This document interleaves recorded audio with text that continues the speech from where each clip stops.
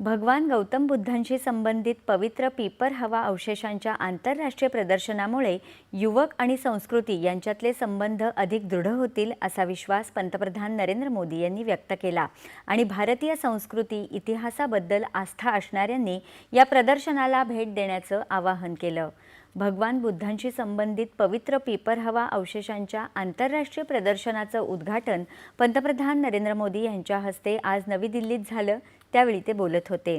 आपल्या प्राचीन संस्कृतीचा वारसा असलेल्या ही अमूल्य अवशेष गुलामीच्या काळामध्ये सत्ताधाऱ्यांनी भारताकडून हिसकावून घेतली।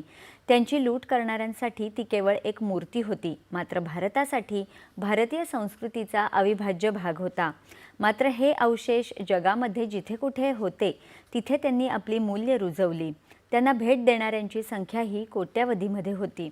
त्यामुळे भगवान बुद्धांनी आपल्या मूल्य आणि शिकवणीतून दाखवून दिलेला मार्ग हा संपूर्ण जगासाठी आहे असं ते म्हणाले।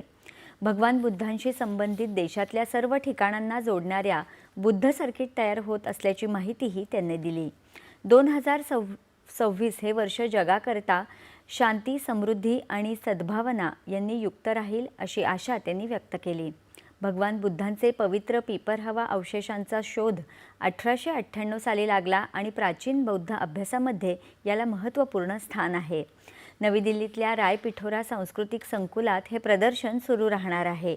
या पीपर हवा अवशेषांना नवी दिल्ली आणि कोलकाता इथल्या राष्ट्रीय संग्रहालयात जतन करण्यात आलं होतं।